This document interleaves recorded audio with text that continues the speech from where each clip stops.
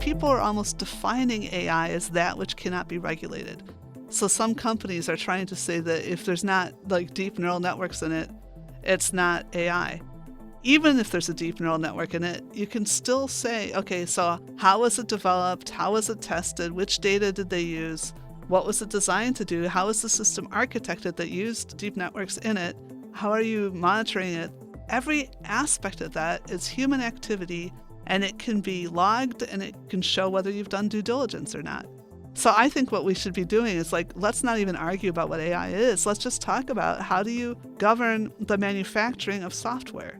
And you can go through and account for whether it was done accurately and legitimately and, with due diligence. Hello and welcome to Big Tech, a podcast about the emerging technologies that are reshaping democracy, the economy, and society. I'm David Skok. And I'm Taylor Owen. On this episode of the podcast, we're talking about artificial intelligence, ethics, and the responsibilities of developers when building AI products and services. And of course, the role of governments too, right, Taylor? Absolutely. Am I that predictable? Well, I say it jokingly, but in all honesty, societies are already feeling the impact of AI. And the question is, how do governments regulate the technology without stifling the innovation that it can deliver? Absolutely. And increasingly, AI is poised to bump up against a wide range of spaces that states traditionally have responsibility for. The digital economy, the employment market, policing and criminal sentencing, the protection of minority rights. So all of these things are coming into the purview of governments and their relationship with AI. So how we're going to govern AI at the same time as the technology is barreling forward in industry has become an urgent public policy issue. Without question. And so in this episode, we speak with Joanna Bryson. Joanna's current projects include accountability and transparency in the development of AI, technology's impact on economic and political behavior, and work on AI governance. She is beginning a new role as Professor of Ethics and Technology at the Hertie School of Governance in Berlin. Hello, Joanna. Welcome to the show. Hi. I'm curious at a high level if we could start with something pretty back, which is, what is intelligence? Whoa. Okay. Yeah, that's pretty start at the beginning. I actually have three favorite definitions of intelligence. So when I'm trying to talk about regulation, I use the one that I was first taught when I was an undergraduate. And I've recently figured out it actually goes back to 1883. So it was actually sort of a seminal book on animal behavior. And they needed to figure out how to compare intelligence between species. And so that one is just saying that you're more intelligent to the extent to which that you're more able to do the right thing at the right time. So another way of phrasing that is that you're converting, it's a kind of computation, that you're converting the information you have about the current context into an action. And so that's why I really like it for the purpose of regulation, is because if you're trying to explain to people about what is and isn't a threat of intelligence, and, in general, and artificial intelligence in specific, then you make it clear that it's a physical process. It's not magic. It's not that one country will suddenly find an algorithm that will give them omniscience. That everything is a physical process that takes time, space, and energy to compute something, including to compute an action. It's so interesting to hear your definition of intelligence, and you're using a lot of engineering language. So what then is the definition of artificial intelligence? So artificial intelligence is anything that's an intelligent thing that's an artifact. And again, that's really useful from the perspective of trying to do regulation, just to remind people that the AI is the I that we're responsible for, that somebody has made the deliberate choice to create. And sometimes people try to get out of that responsibility by putting in a random number generator or something. Say, oh, it was autonomous because, I built it this particular way. No, you built it that way, and that was your decision. That's like if you shoot a gun into the air in a crowded, place, then the bullet comes down and hits someone. You're still responsible for that action. Right, but what happens when AI starts to do things, like original writing of news articles or stories, and it becomes very difficult to see the line between code and intelligence? The stereotypical simplest case for the kind of intelligence that requires action generating from context is a thermostat. And apparently the entire Chinese room argument, which a lot of philosophy students have to learn in their first class on AI, which was written by a philosopher named Searle, was written because that guy had been at a party with someone else. I variously heard that it was Marvin Minsky or that it was John McCarthy. But anyway, one of the first generation AI people that argued that a thermostat was intelligent. And the philosopher just flipped out and got really angry. Do you know about the Chinese room algorithm? No. Can you explain that quickly? Yeah, sure. It's the idea is that you have a room and there's a person inside the room who only speaks English. But the room has loads and loads of books. And then if you put a question into the room, you pass it old style through in paper because this is such an old argument. And then the person looks through all the books on the walls and looks up all the characters and produces an answer and then passes it back out the other side. And so the room knows Chinese, but the person doesn't. Okay. So this is supposed to be a proof that AI is impossible because you could make this huge system that can solve a problem and the person in the middle of it doesn't know what's going on. But that's just so ridiculous. It's like that's the same way our brains work. It's not like our individual brain cells know English either, right? So the idea that one component of an intelligence system is not the entire intelligence system is, obvious, basically. And it doesn't disprove anything. So your research on the fundamental dynamics of human psychology and also on animal behavior has given you an interesting perspective on how we make use of technology. And I'm curious if you can tell us a bit about how looking at the natural world can help us understand our relationship with technology today. Right. Well, I don't know if I can easily answer the second part of that question, but let me go back to your first part. I do think that right from the beginning, because I had a good education in behavioral science, so I had learned how intelligence really works in animals and people. And so then when I took my AI courses, I took one at Edinburgh, and then I was at MIT and I was tutoring the undergraduate AI, for Patrick Winston. It was pretty cool.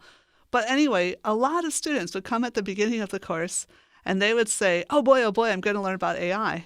At the end of the course, they said, oh, that's not intelligence. And I didn't have that response. So I think one of the big advantages I had coming into this was that I knew what human and animal intelligence were like, that they are limited, that we confabulate our memories, that we don't have, perfect access to everything that we feel, that there's implicit and explicit knowledge. That became a really big deal a few years ago when we had our paper come out about AI replicating implicit bias. Can you explain a bit about the differences there? Oh, yeah, sure. It's both trivial and completely difficult, but I'll go ahead and make a try.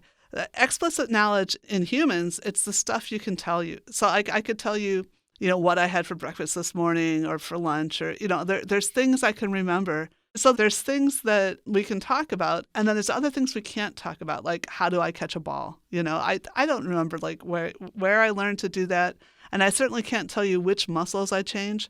But in some sense, my being knows that, right? There's some part of me that knows that. So the implicit biases are measured by seeing how quickly you can push a button. Like if you have one button that's for either men's names or math skills, and another button that's either women's names or reading skills, and you have to look and see which button to push when a bunch of words are flashed in front of you. Because our culture tells us that more often our culture associates men with math and women with reading, that task is easier than if you had to do it the other way around. If you had to both associate women's names and math skills and men's names and writing skills. So explicitly, you might say, of course, women and men are equally likely to be good at math or good at reading. But you implicitly are showing that you have expectations that are derived from what you experience or gets expressed in your culture a lot. The explicit mind and the implicit mind have different jobs to do. And I think that was one of the cool things that came out of really teasing apart these two pieces. So the thing I was expecting, it was sort of my idea in the first place, was to check whether that when you do large corpus linguistics, which is the way that you get semantics done for the web, so how web search works. So you just do a simple thing with counting words and seeing where they appear, and you figure out they mean similar things. And that's how computers know what words mean.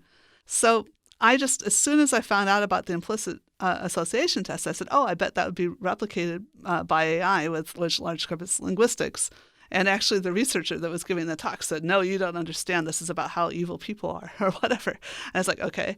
So I never really had a natural language program, but I was running a few tests on this and getting some pretty good evidence with undergraduates. And then when I came to Princeton, I found people that were much more expert than I was in contemporary word embedding technology.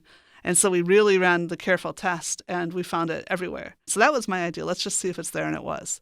But one of my co-authors, Arvind Narayanan, said, well, wait, this stuff is pretty weird. I want to see how this relates to the real world. And it turns out that the biases that are in the word embedding, so the bias that's in the AI, that is the same as the implicit bias that was recorded by the psychologists in humans, that turns out to be incredibly well correlated with the actual world. So like these terrible sexist word embeddings that think that women are unlikely to be programmers, but nurses are quite likely to be women, those word embeddings are pretty accurate when you compare them to the U.S. labor statistics. So what that tells us is that our implicit biases derive from our lived experience, and then our explicit, what's the explicit for? The explicit is where we're actually making new and better plans. So that's why it makes sense that we say, okay, we're not going to be sexist and assume that a woman can't be a good programmer. Hopefully, when someone walks through the door, say, oh, you're the wrong gender. But rather, we can say, let's try to work hard and make sure that everybody has an equal shot on this and not let history determine the future. Does that make sense? It does. And what I'm finding fascinating about what you're talking about is that the word choices, the implicit or explicit, these are things that as a journalist we think about, or that I think about a lot, but I don't articulate often. It's implied, if you will. So defining AI is one part of it, but I'm curious, you've said previously, when people worry about AI, that they worry about the wrong things. So what should we be worrying about when it comes to artificial intelligence? Oh, I think I said that almost a decade or so, maybe 2 decades ago in my webpage about AI ethics. And now it's almost gotten to the point where AI is so pervasive that asking what we should worry about with respect to AI is really like asking what we should worry about with respect to our culture and our society. So I think the biggest thing that's new is that we can predict the behavior of each other so well. It used to be we would talk about like, oh, you need to practice data hygiene, and be careful not to leak too much information about yourself. The point is that so many people are willing to give up their data in exchange for whatever services and things, that even if there is someone who didn't have any digital devices, never bled any data themselves, we've learned so much about people that now we can make pretty accurate predictions. And again, this is hugely controversial, but you can make surprisingly accurate predictions from things like video, like facial capture, all these kinds of things. All these technologies now. So I think we now have to defend the data space of people the same way that we defend the private property of people. So it's not that the police or the army or whatever couldn't take your private property. It's that society would be too disrupted if they did that. If you come home and someone's taking your stuff, there's things that you can do. There's people you can report that to, and you have a pretty good hope that most people want society to be stable and safe for everyone. So the data space has gotten like that now too. We have to somehow be able to detect if people are using data inappropriately, and then we have to be able to penalize those people. So do you think enough people understand what it is yet? I mean, when you say that, it strikes me that the warning systems need to be in place so people understand the ramifications. And I'm not convinced that they do yet. When it was like, oh, you haven't practiced good enough data hygiene, well, then you're actually saying everyone has to know enough to be able to protect themselves. But mostly liberal democracy, although it is focused on individual empowerment, it also knows that you're never going to get everyone to understand things. What you need is to have the mechanisms in place, and then there's some kind of interaction between concerned citizens and NGOs and police. Proactive policing, the FBI, whatever. There's all sorts of people that can then be watching over this. The European Union has done this with their General Data Protection Regulation, the GDPR. I really heard a very interesting debate once at the American Political Science Association meeting, I guess a couple of years ago. And somebody asked from the audience, what do you think of the GDPR? And it was a bunch of American cybersecurity experts. And a couple said, oh, it's Europe deciding that China was right, because China had built that great firewall. And then a bunch of the other ones corrected them and said, no, that's not true at all. What they've realized is that their data is an extension of their citizens. And so since it's the job of a nation to defend actually not only its citizens, but everybody within its borders. That's something that's been established in the last century, that nations are responsible for the human rights of any human inside of their borders. Since the well-being can be affected by people knowing information about them, having access to their private data, then the nations also have to defend that private data. I think of it as being like, sort of the airspace, just like you can't defend your country if you don't block bombers from flying over it. And similarly, you can't defend your citizens if you allow anybody to just harvest their data and then feed them disinformation. Isn't there something fundamentally collectivist about AI, though, in the aggregate, where focusing on the individual too much and individual rights might lose where the potential danger is and power is, which is receiving all of this and making decisions in collectives? That's really interesting, and I think we need to untangle a little bit more what you said, but let me agree with you in two totally radically, weirdly different ways. And one of them is Chinese colleagues. So one of the weird things that's happened to me in the last year was I'm a British citizen as well as an American citizen, and Theresa May's government wanted us to be special AI buddies, including AI ethics buddies with China. And so I wound up in a meeting between British and Chinese experts on AI ethics. And the Chinese experts were saying, what is it about all these Western principles that they're only defending the individual and they're not defending the collective? Because of course the individual matters, but if there's no collective to defend the individual, like, why aren't you ever talking about the rights of the collective? And my answer was that, well, as I understood it, that at least in the 20th century, you were more likely to be killed by your own country than by somebody else's. So that was why people worried about that in Europe. Well, also a liberal economic model too, right?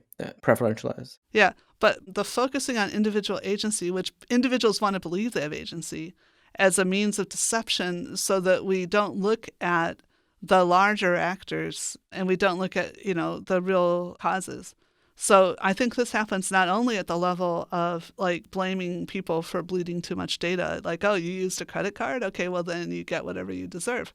Right? But also that then you see people saying, oh, we need to hold programmers accountable like we would hold doctors accountable. Well, programmers, there are people out there where it's like one or two programmers have put together the whole app and it's really them. Even Oculus Rift, I think when it was purchased was like 12 people. But quite a lot of programmers do not have that much agency. They're part of a much larger organization. Arguably, some of the social media companies, and I don't want to defend any particular company because I don't know for sure. I think it's a matter of discoverable matter of fact what they were thinking. But some of them really were out just to make a toy and then hadn't recognized that they suddenly had created this incredibly powerful political structure. And so the question is, at what point does that become negligent? But anyway, it may be that the individual programmers don't realize what they're doing and don't have a way of finding out what they're doing, and there's some evil genius in a back room that does. Or it could also be that nobody has been paying attention to the actual consequences and could have known the actual consequences of creating new communication technologies. But now that we know more, their obligations have changed. And as I understand it, and again, I'm not a corporate law person, but as I understand it, as you dominate a market or as you get more wealth or more success, you just do have more obligations. And then you need to level up. You need to level up your corporate oversight. Yeah, and that points to some of the downside risks of this technology being political and economic, right? And that's something we're debating actively in Canada right now, that as the companies that are deploying and building the technology are both deploying them in Canada, but also building them in Canada, right? So we have this huge push for foreign direct investment in Canada of the big tech companies who are setting up huge AI labs. But most of the economic benefit of that technology is leaving the country. And we're really struggling at the same time to govern how it's going to be deployed. That's a political challenge, right? More than anything. That's a huge political challenge, and that doesn't reduce it. That goes back to what I was saying before about I'm not sure that these are just AI ethics issues, that some of them are really about transnational governance, and I don't think it's only about AI. So I suspect that the same things are happening with like pharmaceuticals and petrochemicals. All kinds of companies have natural catchment areas that are greater than the boundaries of a reasonably sized geographic entity to govern. So government is traditionally the part of our economy, of our society, that we've given the task of redistribution to, right? The job of government is to take collective resources and solve collective infrastructural problems. And so when you don't see adequate redistribution, then that means there's some kind of a failure of government. But that made more sense if the companies operate within the zone of a single government. I think the really super important thing about the GDPR is that the way the EU works is that there isn't, one set of laws or one nation, one army. The countries that make up the EU are the ones that have the laws and the ones that have the military and the ones that have the police and whatever. What they call it is harmonizing. They harmonize their laws sufficiently that they get the power of a much larger entity. And then they can say, okay, if you want to do business with any of us, then you have to meet these set of criteria. And at first, big tech fought really hard against that. And then when it actually had all gone through, everyone wanted to do business in Europe, so they followed the law. And then they realized, at least big tech said, hey, wow, there's like a single API to 28 countries. This is great. So they had fought against something that actually, government is not an inhibition. Government is mostly a way to make it easier to do business in a more stable and clear environment. And I think one of the things that tech companies haven't got their head around is that it's to their advantage to help government do its job. And that includes, paying taxes, but it also includes giving adequate information so that, for example, tech companies don't have to police other tech companies. If they think that there's a race to the bottom, they can just report, like, don't race to the bottom that way. Right. And that resistance to GDPR all of a sudden shifted. I was in San Francisco a couple of months ago, and every tech company that I spoke to there, the first thing that came out of their mouth was that they were GDPR compliant. It was almost like the old Intel branding, the Intel inside. Every company wanted to brand themselves as being GDPR compliant because it was more uniform. But let's consider for a second that regulation has been solved and talk about how AI could impact the job market. I recall an Oxford Institute survey several years ago that showed 47% of all jobs in the United States were at risk of automation. And at the time, it caused quite an uproar. I think it may still. Combining that stat, the fear of automation, along with the rise of Donald Trump and populism and nationalism, I'm curious from your perspective, how correlated are these two things, being inequality and polarization? Yeah. So I think there's two radically different parts of that question. One is, where does polarization and populism come from, which is not necessarily the same thing either. And then the other is, does AI actually eradicate jobs? And so let me deal with that second one first, this thing about, will robots take all the jobs? First of all, no. Robots don't do anything. If what you're really talking about is, will large companies fully automate parts of their business process, right? Will companies decide that they want fewer people? And what we can see historically when that happens, I'm old enough, I remember the PC revolution. What would happen is you'd have a small company would have like 3 secretaries. And then when they got the PCs, all the secretaries were more productive, and they would fire the less productive secretaries and just keep the 1 or 2 best secretaries because they could then do more stuff. And so you would think, oh, well, what happened to all those secretaries? Well, more companies were founded because they could do more with fewer people, and so you could have more companies. It's the same thing with, famously, the automated teller machines also came in the 1980s. And at least in 2015, there were actually more bank tellers than there had been before the invention of automated teller machines. And they were actually getting paid more, too. And the reason is because having the automated teller machines take care of most of the things that you needed from a bank allowed the banks to have more smaller branches that were out closer to the people that wanted to use them, to the customers. By making the branches cheaper, you actually wound up employing more tellers. Basically, there's nothing about AI that unemploys people. If I wrote a program that suddenly made teachers twice as effective, there's nothing in saying that would say whether kids would get twice as good an education or taxpayers only have to pay for half as many teachers. Right? That's a political decision too. So it's not that AI gets rid of jobs, and in fact, historically, it's increased jobs. However, there is this problem, as I think I mentioned earlier, that basically when you have high levels of inequality, government is kind of failing you, that something isn't happening. And what we've seen with populism is that we do tend to see that populist movements do better in regions with very high inequality, And in a way that makes sense. In those regions that had the high inequality, both the rich and the poor feel threatened. They realize that there's something really going wrong, and they fall back into some kind of identity politics.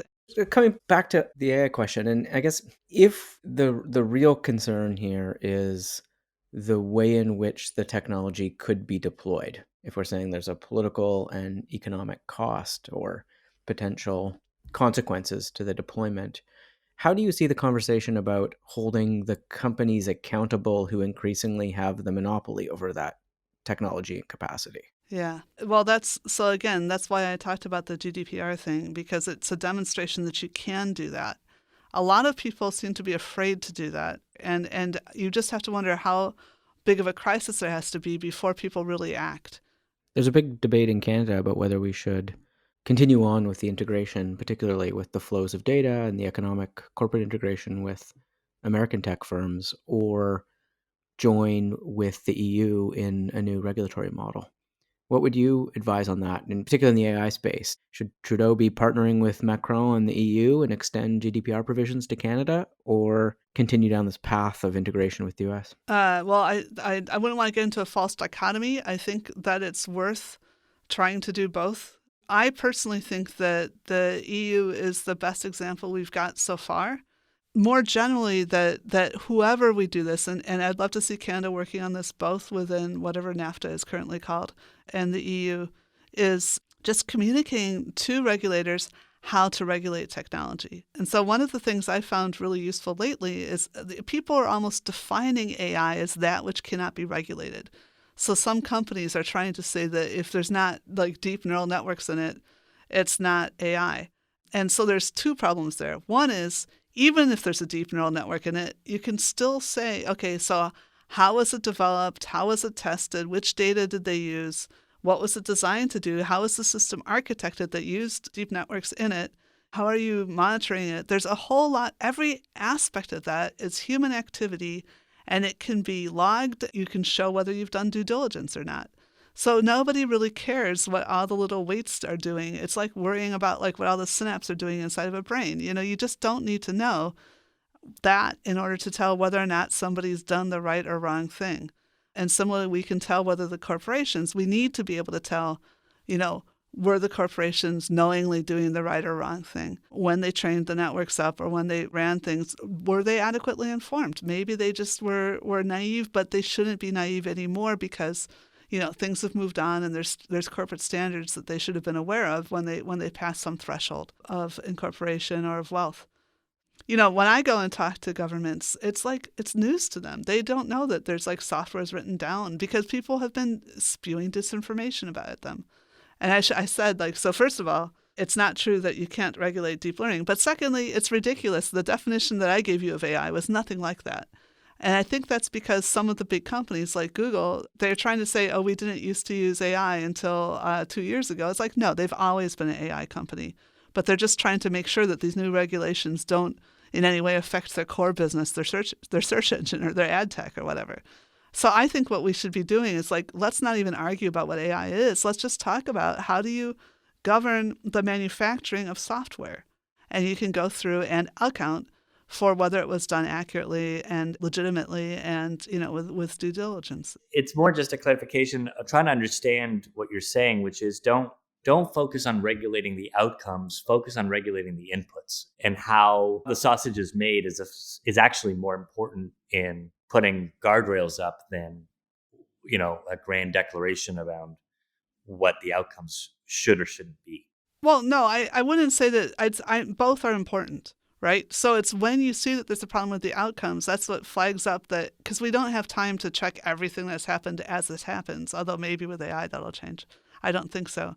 Although we might catch a few more things before it gets out. But if there's something that gets out that we didn't anticipate, we need to be able to go back then and say, okay, did you follow a good process? A car manufacturer, it's, they're always recording what they did because they do a phenomenally dangerous and possibly hazardous, thing we shouldn't maybe have ever legalized. But anyway, we do have now these private internal combustion engine things, and they're running around. And if one of them goes wrong and the brakes don't work, we can go back and say, why did the brakes not work, and figure out whose fault it is, right? And we can say, okay, you've got to do this recall, you've got to pay this liability, whatever. It's the same thing with software. It should be the same thing with software. And most of the software industry does keep control of things like revision control logs and things like that for its own benefit, so that they can figure out why their software works and so that they can debug it. Unfortunately, AI companies, from what I've heard, and I haven't done these audits myself, but from what I've heard, a lot of AI companies do not follow good software engineering practice. And so that indicates even the people within the companies don't think of themselves as doing ordinary software engineering. And maybe that's because they've come out of, political science or statistics or something, and they don't get taught that as undergraduates. But it may be just this mystification and anthropomorphism that's around AI that makes people forget that they need to follow good engineering practices, but they do. We've spent a lot of time, most of our time, talking about, the perils and the dangers and how we can protect ourselves and humanity. I suppose to end, I'm just curious, what are you hopeful about with the technology? What are the things that you look at and go, this can really be a remarkable thing, and I'm so optimistic about what we can achieve? I think we can lose sight of this, but again, as somebody with a decent memory that's getting kind of old, I just can't believe how empowered we all are. Just the fact that you can go into a town you don't know and find the good restaurants. I mean, not even good, find the kinds of restaurants that you would like. I mean, one thing I got very excited about was when somebody was talking about live real-time translation, the hope that everybody should be able to speak their native language in all kinds of contexts, artistic or scientific or political. It would be so nice to be able to put us on a more level playing ground that way.